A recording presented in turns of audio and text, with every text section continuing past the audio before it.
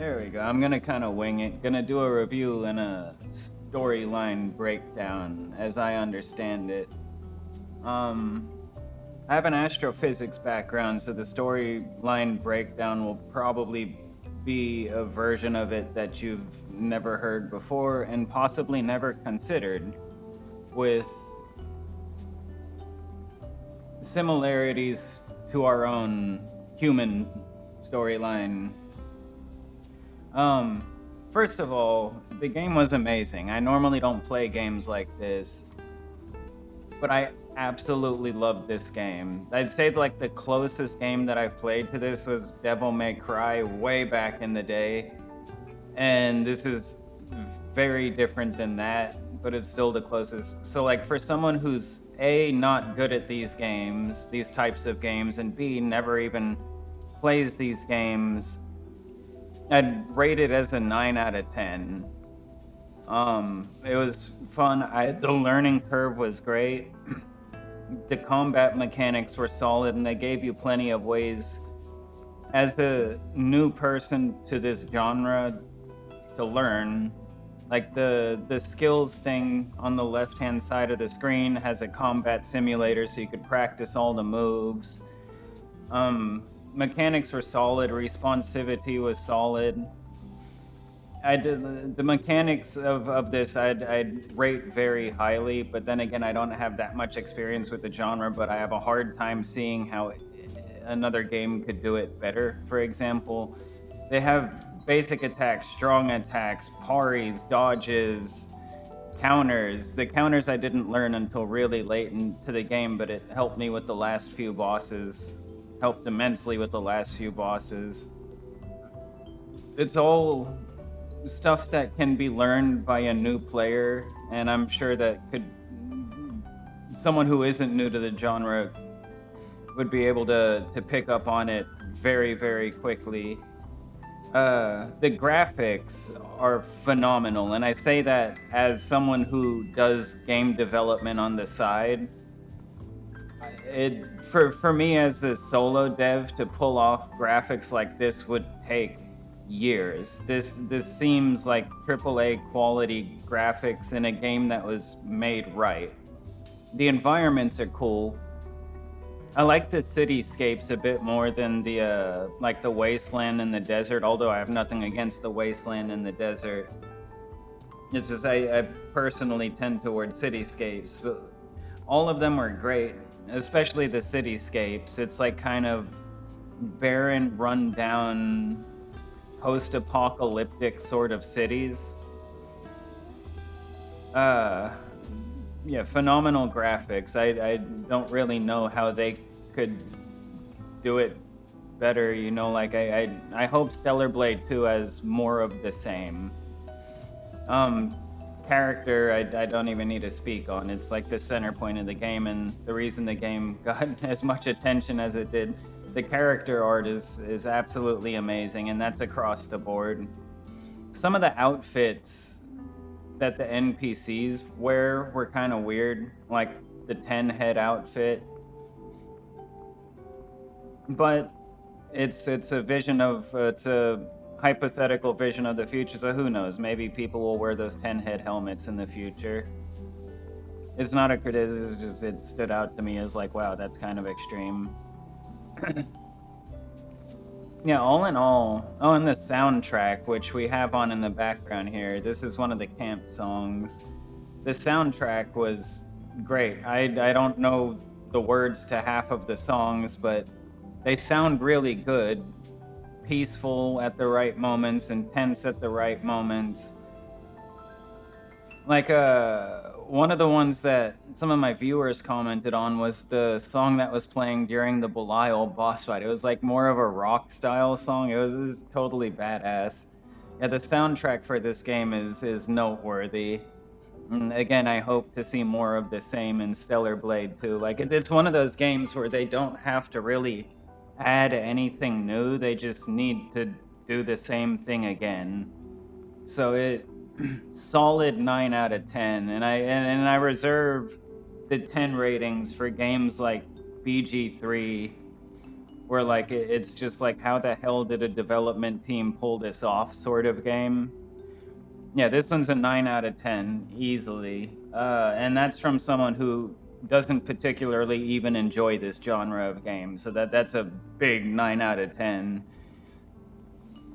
However, what really stood out to me in this game, even more so than the character art, was the storyline. I have an astrophysics and homeland security background, and this story hit on some really real philosophical topics that run tangentially, or not, I guess, yeah, tangentially to our own humans on Earth storyline, and I'd like to touch on that. So, in the game, in the world of Stellar Blade, you play as this character, Eve. You're effectively like an android, I guess you could say, modeled after a human.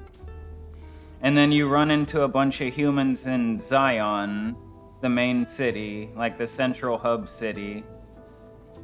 And they're constantly attacked to the point of near extinction by a species known as the Natiba.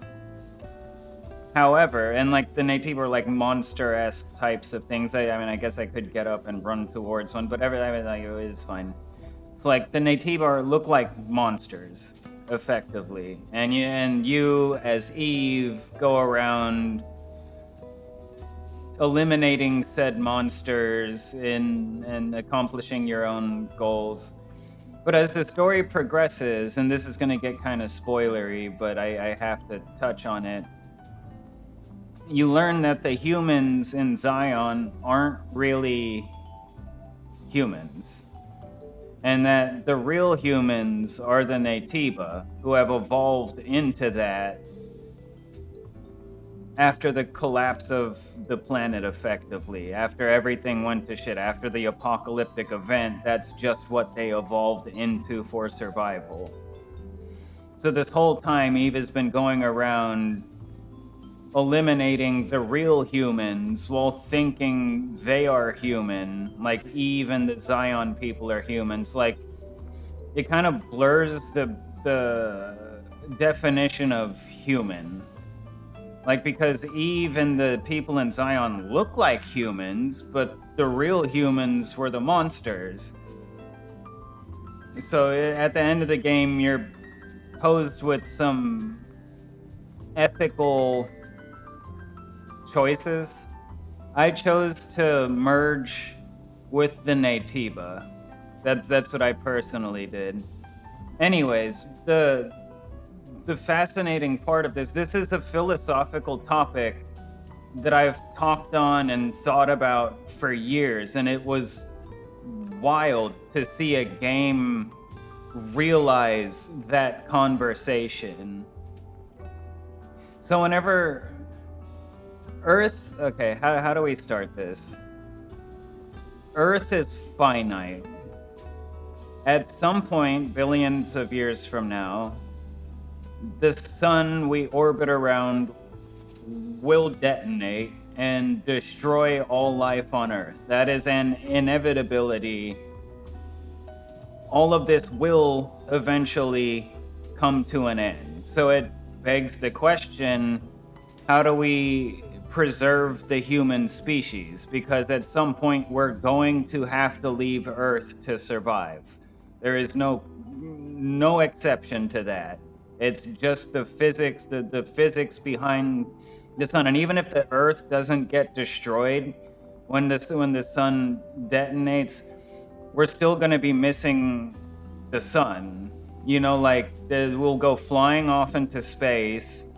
There will be no heat. It'll be effectively eternal darkness across Earth. And we'll touch on the psychology of darkness here in a second, but no matter what, we have to leave Earth. So this kind of touches on the process of how the heck do we actually do that?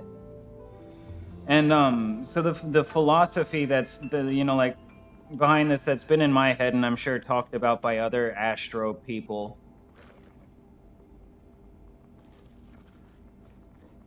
suppose we send humans to another planet, right? Like, just for ease of imagination, Mars. Say that we send everybody to Mars, or send a bunch of people to Mars. Well, humans and all life that's been observed on Earth has the ability to adapt. And it's a very good thing that that exists. It's how we made it so far, being able to adapt to environmental changes and things of that nature. However, whenever you apply it to now you have humans living on Mars, those humans are going to adapt to Mars. And if you have humans living on Earth and Mars, what you're going to end up with is a kind of a fork in the road of the human species. You're going to end up with two distinctly different versions of the same base species. Earth humans will be adapted to Earth, Mars humans will be adapted to Mars, and they will have strikingly different characteristics because of it. Which brings up the Natiba.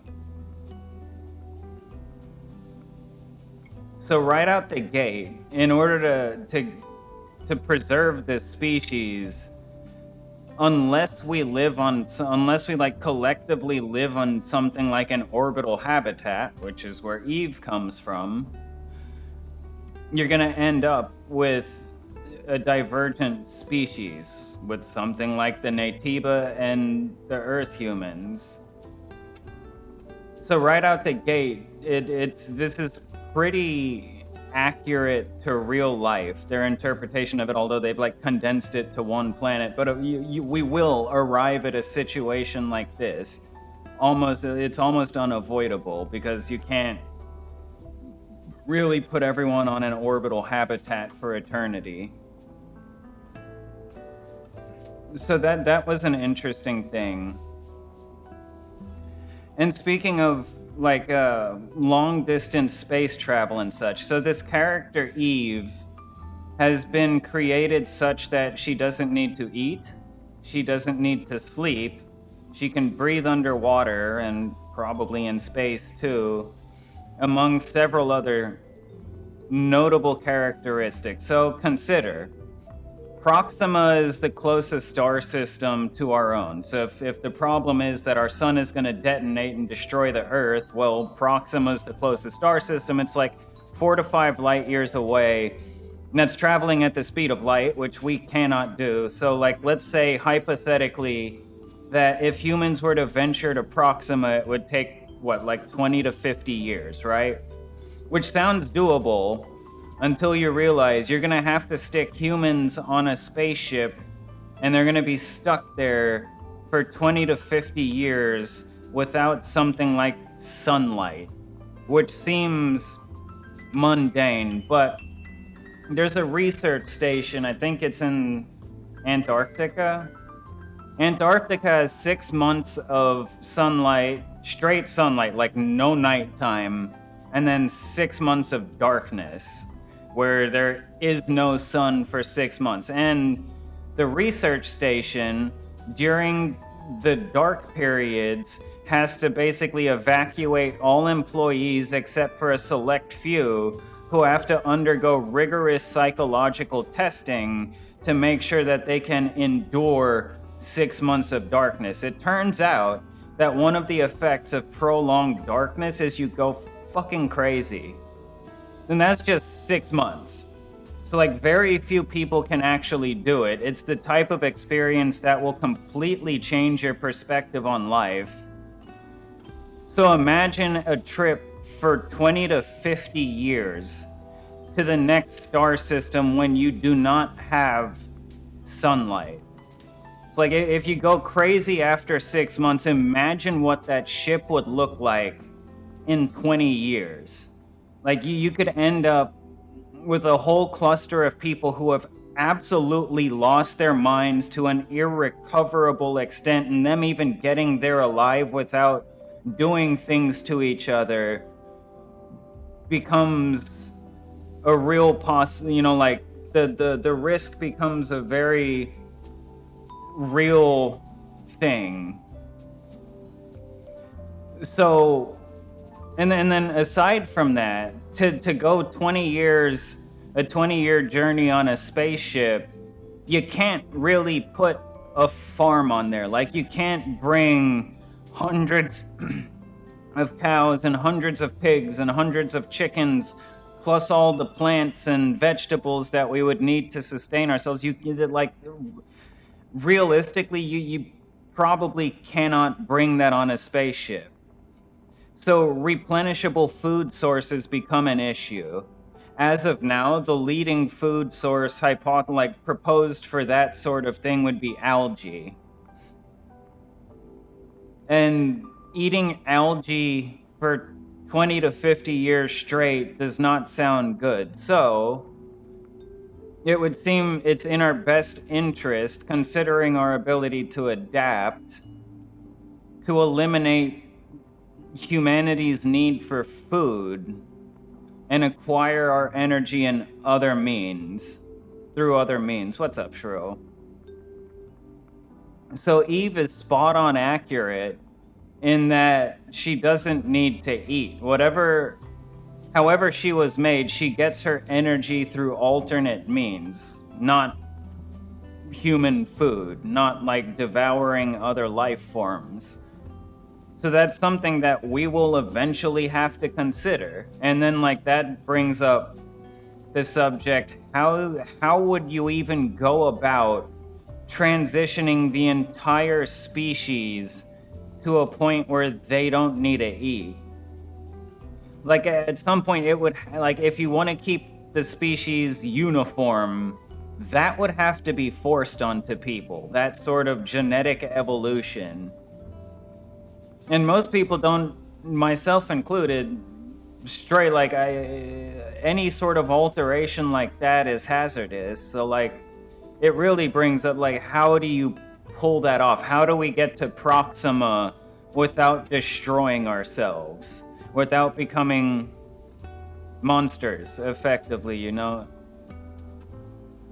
And then the whole Eve can breathe underwater thing. Well, underwater is a lot like breathing in space, and if we're going to become a space-faring species, that's probably something we should try and move towards, which is another massive genetic alteration. How do you even create a species that doesn't need to breathe?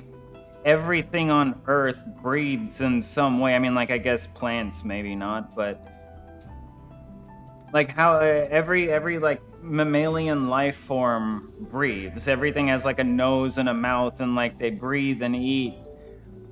You'd have to eliminate those to push into space, or like damn near have to eliminate those, unless you want to eat algae. A lot of the modifications done to Eve that seem gamey are actually true to life. Like, there is philosophy behind that. How do you get into space? How do we get the species off of Earth? And Eve, or Stellar Blade, touches on all of those philosophical topics in a gamey sort of way, and they don't really like bring up this sort of this conversation, but I could tell you, as someone with an astro background, this is the type of conversation that needs to be had. So the most impressive part of this whole game to me was actually the story.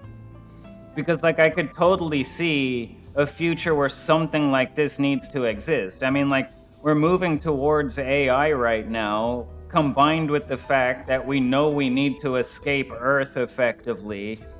It's going to require massive amounts of genetic modification. What you'll end up with is a situation like this. And then, like, do we lose our humanity in that? You know, whenever we change ourselves so much, are we still human? You know, like, but at the same time, whenever you're dealing with species that are built to adapt, like, humans of 500,000 years ago, or like 100,000 years ago, pick a big number, were effectively apes. You know, so like, are we current, like, are we not the human? You know, are we even human? If like it all started with apes, are they the actual humans? You know, or are we the actual humans? And it'll lead to situations like that where, like, as time goes on and we change, like, you kind of have to consider, well, what is human? You know, because human is a shiftable image and time will change that image. And if you have holdouts like the Natiba, they're going to go down different evolutionary paths. Eve was created, so she was created to look like, in this game, the ancient humans, the ones that where the Natiba, the real humans, evolved and adapted to look like something very different. They're that, you know, like apes and modern humans. So, I don't know. This story was necessary. The Stellar Blade story, I would say, and I don't think many people picked up on the subtleties of how this pertains to actual human life, but like it really does. It really does.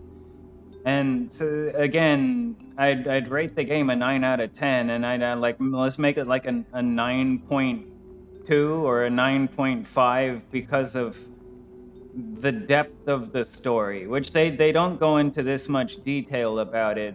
But again, you know, from an Astro background, this is a necessary conversation. So how do you do it? Do you turn the human race into a bunch of Eves, this main character, where she's effectively an AI thing designed to mimic a human, but it's she has no human DNA, as Adam said. You know, or no, you play the game and you'll see the end game options, but yeah, it's a fascinating story with a lot more depth to it than the game openly goes into, and I hope Stellar Blade 2 kind of clarifies. Like, I was watching a video where people were talking about the next Stellar Blade, and dude said, well, maybe you can make a prequel instead of a sequel. Like, what led to this world? And I think something like that could, from a storyline perspective, could be a big conversational topic for the public. You know, like, these things that I'm talking about here could be implemented into that, so that, like, to kind of clarify the reason for the situation in Stellar Blade. I'm eager to see what they come up with next, and their writing team is on point with high impact storylines. So yeah, spectacular game. I didn't expect to enjoy it this much. And just to kind of show how much I enjoyed the game, and as like a personal flex, because I don't get an achievement for this, so at least I could show it on YouTube. I enjoy the game that much to where on my first playthrough, we went and got literally everything, just so that way I could read through all the characters' thoughts and the happenings in these worlds. And it's a truly impressive game that I would recommend to just about everybody. It's a somewhat more realistic than you would think take on the human future. At the end of the day, that's what it is. And avoiding spoilers, I would suggest everyone gives this a playthrough and like really thinks about how this sort of thing can actually happen. Maybe not like we probably won't become like grotesque monsters like the Natiba, but who knows? Who knows what humans on another planet would adapt into?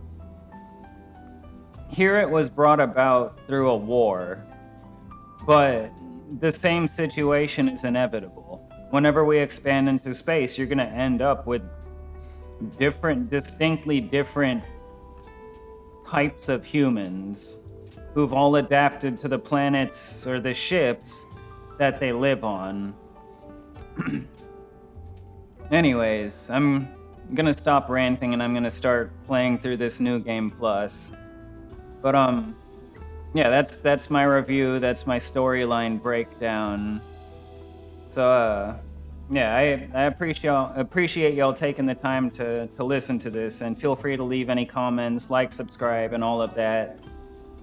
And then as a self promo thing, Deforo does own and operate an online marketplace, a website hosting platform, design service, auction house, all for creators and brands. So if you are a creator and brand and you want to sell your merch or make your own website or have a professional team make your website, all sorts of any like internet business related stuff, Deforo has got you. Just go to deforo.com and we will get you set up and ready to go.